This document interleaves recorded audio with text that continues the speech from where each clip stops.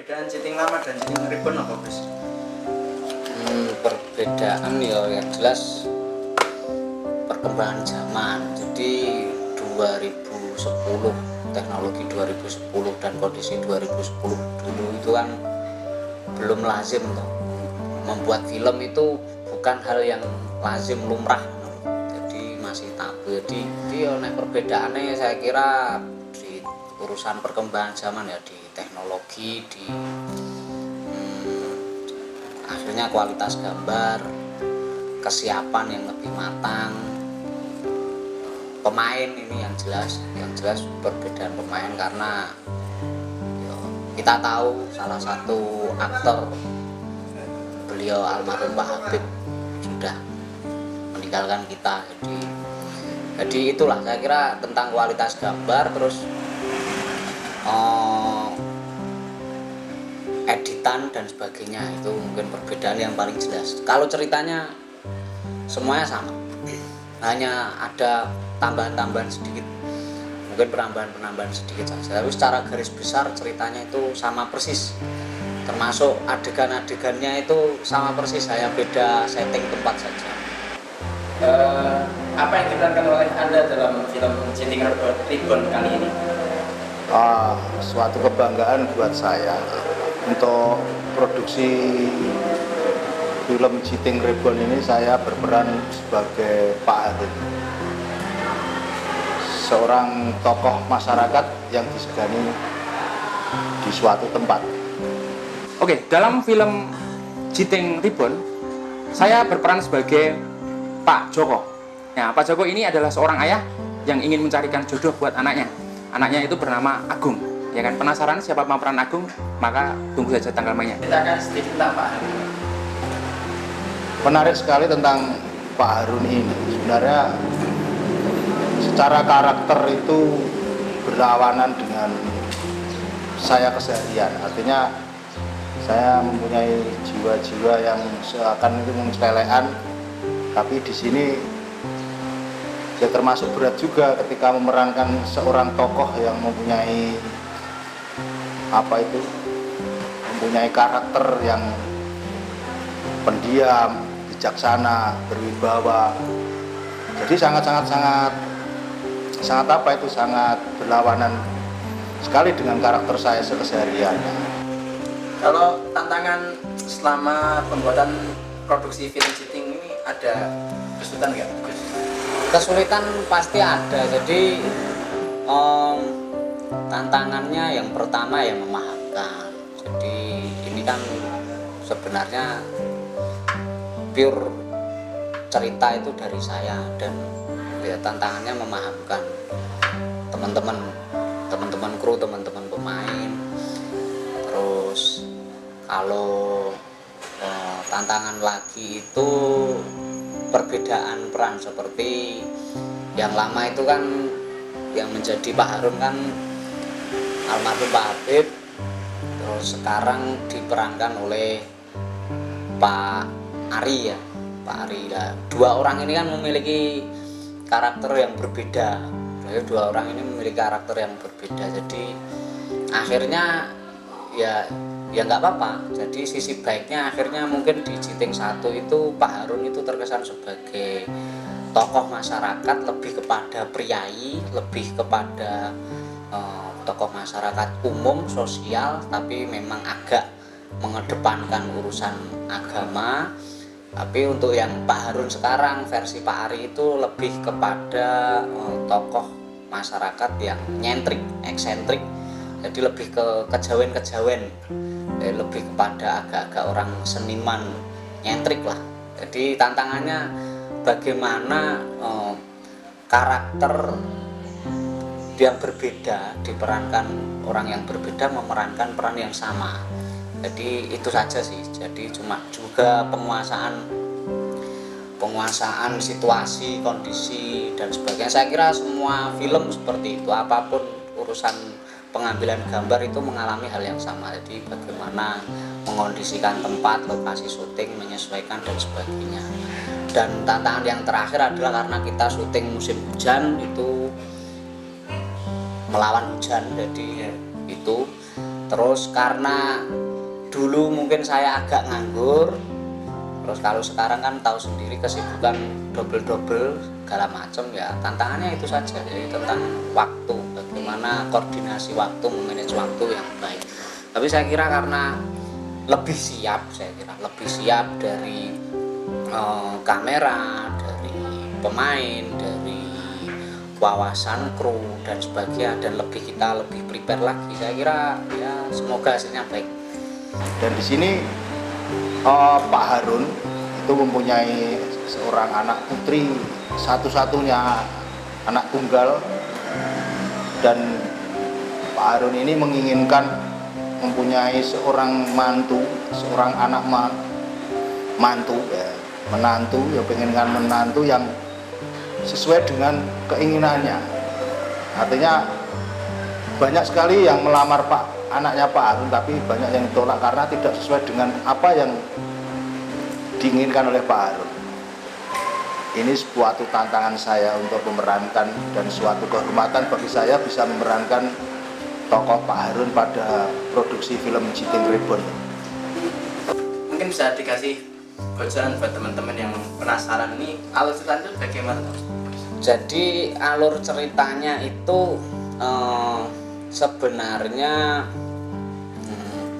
kalau saya sendiri itu kan paling suka itu tidak tampak jelas atau tegas yang mana tokoh protagonis, yang mana tokoh antagonis. Saya selalu suka dengan film-film yang seperti itu atau cerita-cerita seperti itu. Contoh Joker mungkin ada banyak mata yang melihat dia itu tokoh antagonis atau tokoh jahat, tapi beberapa perspektif melihat itu justru dia tokoh protagonisnya, walaupun jalan ceritanya itu dia adalah penjahat. Saya selalu suka seperti itulah. Tentang Citing ini sebenarnya ada dua alur cerita atau dua alur kepentingan yang itu akhirnya bertemu. Jadi cerita pertama itu adalah tentang keluarga Pak Harun, di mana dia mempunyai satu putri satu-satunya itu siap nikah, dan banyak yang melamar, kebetulan belum ada yang cocok. Jadi cerita pertama adalah di sisi Pak Harun ini bagaimana akhirnya dia tentang tujuan bagaimana mendapatkan jodoh untuk putrinya. Jadi apakah nanti akhirnya dia dapat jodoh atau tidak, begitu. Cerita yang kedua adalah tentang Ali.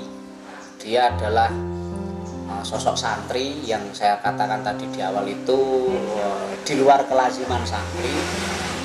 Dia akhirnya diberi tugas yang sangat berat sekali, dan sangat berat, sangat tidak umum, tidak lazim, dan tidak semua orang bisa melakukan tugas tersebut. Lah, apakah dia bisa berhasil menjalankan tugas tersebut? Jadi dua cerita ini yang akhirnya bertemu. Dalam film Citing Ribbon kali ini saya berperan sebagai Ali. Ali ini seorang santri yang memiliki karakter sangat patuh terhadap kiainya, dan ya ini suatu pengalaman buat saya ya, masuk di dunia perfilman. Kalau cerita menarik atau yang istimewa dalam film Citing Ribbon kali ini apa, Gus? Saya itu lebih suka film itu ketika selesai ditonton itu masih menyisakan misteri. Jadi akhirnya memberi ruang penonton untuk berpikir, memberi ruang penonton untuk menyimpulkan, untuk bermain di pikirannya masing-masing, menyimpulkan sesuai perspektif masing-masing. Seperti di Amanah film Citing ini. Jadi sebenarnya ceritanya itu ya memang bagi saya menarik, ya masterpiece lah bagi saya, karena itu mengandung unsur amanah yang sangat luar biasa, apalagi kalau film ini dikonsumsi kalangan santri, kalangan intern Wali Songo. Jadi banyak hal-hal yang itu melawan kelaziman di dunia santri, di dunia pesantren. Seperti contoh katakanlah kalau santri itu umumnya kan boyong itu keinginan sendiri atau keinginan keluarga, atau lulus pengen pulang itu keinginan sendiri atau keinginan keluarga. Tapi justru yang dilakukan sosok Ali ini berbeda yang terjadi. Dia itu malah semakin lama mondok itu semakin haus akan ilmu, semakin menikmati peran sebagai santri. Semakin lama mondok itu semakin ia nyaman dengan apa yang ada di dunia santri, seperti mendapatkan perintah dan sebagainya, mengaji, melakukan kajian dan sebagainya. Jadi itu hal yang tidak lazim, tapi pasti ada, walaupun jumlahnya minoritas, jumlahnya kecil. Dan yang dilakukan Ali ini unik. Jadi umumnya santri itu pulang keinginan sendiri atau boyong di tengah jalan keinginan sendiri. Jadi saking nyamannya Mas Ali mondok ini, malah akhirnya yang menyuruh boyong, malah disuruh boyong. Yang menyuruh itu malah Pak Kiai langsung. Jadi malah seolah-olah diusir, tapi dengan cara yang unik, dengan cara tentu saja misteri. Jadi dengan cara yang unik, mungkin karena dianggap Mas Ali ini sudah matang, sudah tuntas dalam pembelajaran dan sebagainya, akhirnya diberi tugas akhir. Ibaratnya kalau di kuliahan itu ada skripsi, lah ini tugas skripsi dari Mbah Yai langsung. Jadi amalan sakral kalau bahasa di dunia santri itu. Jadi saya kira patut untuk dinikmati. Dan tantangan pribadi saya men-challenge pribadi saya itu, setiap membuat karya itu orang selesai menonton itu ingin menonton lagi. Jadi masih menyisakan rasa penasaran ataupun rasa pertanyaan dan sebagainya. Akhirnya membuat dia diskusi dengan temannya seperti itu. Itu bagaimana men-challenge diri saya membuat karya yang bisa membuat orang yang menikmati, menonton bisa seperti itu. Mungkin film Jiting ini diambilkan dari kisah apa, dan mungkin kisah nyata atau memang ini hanya untuk pendidikan saja buat kita yang menonton, atau bagaimana? Kalau pertanyaannya nyata atau fiktif, ya saya lebih nyaman menjawab ini fiktif. Walaupun sebenarnya cerita ini saya terinspirasi oleh dari kisah seseorang yang pernah melakukan hal yang hampir sama. Jadi jalan kaki dengan rute yang cukup jauh, dan itu sifatnya semacam ritual ataupun amalan. Ini tentu yang paham adalah kondisi pesantren. Jadi itu sih, saya lebih nyaman ini memang pure fiktif, walaupun terinspirasi oleh dari cerita seseorang yang pernah melakukan kegiatan jalan kaki dengan rute yang jauh. Dan saya kemas,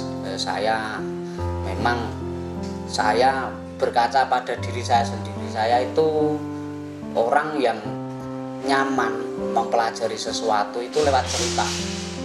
Jadi mungkin ketika saya dulu sekolah ngaji itu, saya ingat sampai sekarang itu semuanya lupa.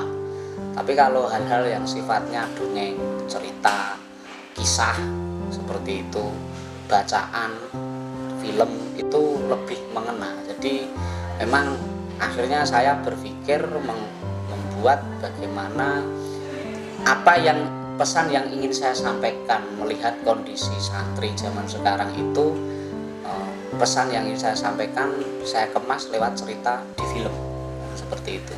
Ya tantangan teman-teman saya dan teman-teman kru, bagaimana durasi film secara utuh ini bisa mewadahi semua hal, baik itu amanah yang ingin disampaikan, terus mungkin dari sisi komedi bagaimana penonton bisa terhibur, tertawa, dari sisi terenyuh atau kesedihan bagaimana penonton bisa larut dalam kesedihan tersebut, dan kegembiraan bagaimana penonton akhirnya bisa mengikuti cerita dan bergembira. Itu bagaimana akhirnya mengemas semua itu jadi satu alur cerita, satu kesatuan. Bahwa di era globalisasi sekarang ini. Artinya dengan perkembangan teknologi yang semakin pesat, pergaulan yang semakin semakin tidak karu-karuan. Makanya Pak Harun menginginkan seorang anak yang mungkin yang cocok bagi anaknya. Tentu saja menginginkan bahwa Pak Harun ini menginginkan masa depan anaknya yang mungkin lebih cerah dan mungkin menjadi seorang anak yang yang bisa membanggakan kedua orang tuanya. Mungkin amanah dari cerita Citing yang bisa diamalkan oleh teman-teman. Ya, yang paling sederhana adalah trust. Itu trust artinya ya percaya bahwa santri itu sesederhana ya, takdim, taat, percaya penuh kepada kiai ataupun guru ataupun ustadz, apapun itu, termasuk apa yang diajarkan, apalagi hal-hal yang sifatnya perintah atau mandat, apalagi mandat yang tanda kutip itu sakral. Percaya penuh saja, itu pasti nanti ada tujuan atau hikmah baik yang mengikuti. Saya kira itu amanah sederhana. Jadi secara keseluruhan alur cerita film di Citing, tapi sebenarnya masih banyak lagi, mungkin ya tentang kebersihan, tentang Citing 1, kenapa Citing. Nah ini Citing 1 ini memang kenapa kok dikasih tugas Citing 1, hanya Citing 1 kan itu hal aneh. Nah itu nanti ya biarlah nanti bagian dari teman-teman yang menikmati, biarkan dia bermain dalam alam tafsirnya sendiri-sendiri seperti itu. Ya saya kira banyak sekali, baik kerukunan dan sebagainya, bagaimana menjadi orang yang mengalah, bagaimana menjadi orang yang baik, banyak sekali. Tapi ya amanah utama itu tentang ketakdiman seorang santri.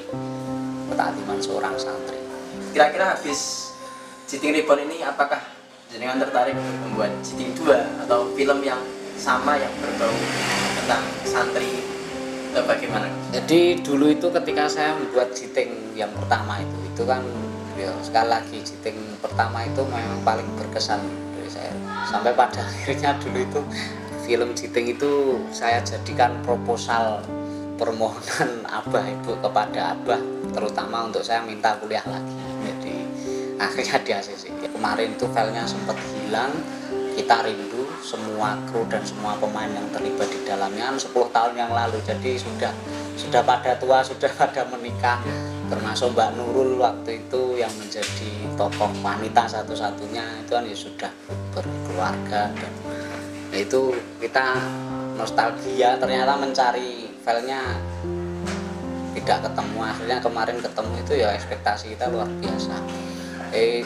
Saya sempat kalau mengingat itu mungkin kalau membuat yang sama itu sangat sulit sekali, karena Citing waktu itu hanya dibuat selama durasi 1 minggu. Waktu itu dalam rangka haflah akhir sana, semua penduduk pondok sibuk mempersiapkan haflah. Ya saya akhirnya ya ingin menyibukkan diri sendiri dengan bersama Mas Gareng waktu itu. Ya semua serba keajaiban. Jadi malam tayang itu pagi masih syuting.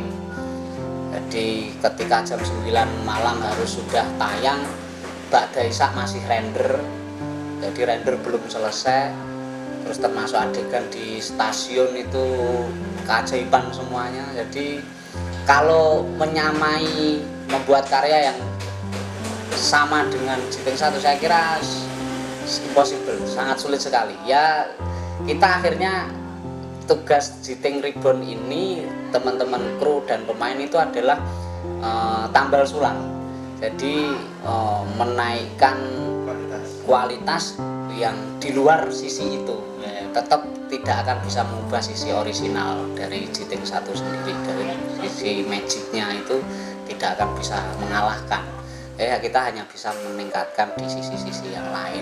Nah waktu itu ketika setelah kita putar ekspektasi penonton itu luar biasa, jadi akhirnya semua spekulasi sendiri. Waktu itu saya kepingkan kaset itu ludes dia ya yang cerita bukan saya tapi para penonton menghampiri saya itu mempunyai versi cerita masing-masing. Nanti Jiting 2 gini mas, gini. Nanti Mas Ali jadi pengusaha, dia dan sebagainya. Dan semuanya itu dikupas. Dulu itu semuanya dikupas. Kenapa Jakarta? Kenapa nggak kota yang lain? Oh Jakarta itu ibu kota penuh kemaksiatan. Kota itu banyak. Semuanya spekulasi sendiri. Dan tentang pertanyaan apakah membuat Jiting 2, saya kira saya mungkin belum terpikir ya. Jadi saya lebih suka Jiting selesai dan biarlah sisanya itu kenikmatan tafsir masing-masing penonton. Dia biar bermain di tafsirnya sendiri. Yaitu bagian mungkin dari keberhasilan film Jiting. Kalau film lain ya pasti keinginan saya itu kalau saya mungkin umur ya, kalau anak-anak seumuran anak-anak remaja itu kan kalau melawan penat, melawan jenuh, melawan aktivitas kan pengennya yang bermain seperti itu. Mungkin karena mungkin ya kalau tidak santri itu ya mengarah ke arah-arah kemaksiatan lah.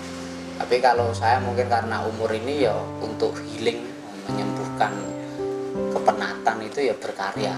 Jadi asik seperti itu. Ya pengennya ya berkarya sebanyak-banyaknya. Masih banyak lah ide-ide, imajinasi yang mungkin nanti bisa kita buat menjadi cerita di film itu banyak. Tantangan-tantangan untuk diri saya itu banyak. Sekali lagi jiwa saya itu sutradara sejak dulu itu. Dulu itu waktu kalau Abah tidak meminta untuk nyuruh ngurusi pondok itu mungkin saya hari ini sudah YouTuber. Udah dunia saya itu dunia karya. Jadi saya sangat nyaman di situ. Selanjutnya kenapa Jiting Gus? Kok nggak yang lain? Mungkin apa ada filosofinya di Jiting itu? Ya tentu ini ilmu judul ya. Jadi seperti tokoh-tokoh besar lain lah pembuat karya maker itu kan selalu seperti kita tahu Raditya Dika itu kan Brontosaurus terus apalagi. Jadi tentang ilmu judul itu membuat simbol. Judul itu simbol. Sebisa mungkin itu simbol yang menarik itu adalah hal yang unik. Jadi yang khas. Jadi saya kira Jiting masuk dalam koridor itu. Nah, lantas kenapa Jiting? Sebenarnya ini saya lebih pengen biar menjadi tafsir penonton. Cuma ya secara sekilas Jiting itu kan siapa yang pernah melihat Jiting, yang memperhitungkan Jiting itu. Kalau sapu ya, sapu itu fungsinya untuk menyapu atau membersihkan. Dan sapu ada banyak sapu itu dan Jiting satu itu kan jarang. Ya, kalau saya memang orang yang kecenderungannya itu memang selalu melihat sisi-sisi yang tidak umum, tidak lazim di mata orang secara umum seperti itu. Ya biarlah menjadi tafsir, termasuk biar banyak tafsir. Nah, memang di film Jiting itu sengaja tidak disampaikan secara gamblang tentang mengapa Mbah Yai menugasi Ali terus akhirnya diberi bekal Jiting satu itu. Banyak, saya kira banyak. Saksikanlah Jiting Reborn karya dari Gardanawa. Wow, klik. Saksikanlah Jiting Reborn karya Gardanawa. Mantap. Wes pokoknya saya berharap ya Jiting Reborn ini berhasil dan sukses mengisi panggung hiburan di masyarakat Walisongo. Jangan lupa saksikanlah Jiting Reborn. Tunggu tanggal mainnya. Mantap.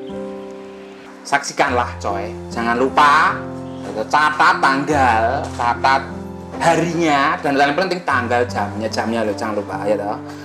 kuwi ya toh dicatet ning nggon buku kutemu sing paling keren iku. Ya kan, saksikanlah Jiting Tribun. Ya kan, pokoknya mantap jiwa, mantap jaya, ya kan. Karya teman-teman dari Pondok Pesantren Wali Songo. Ngono ya, ojo lali.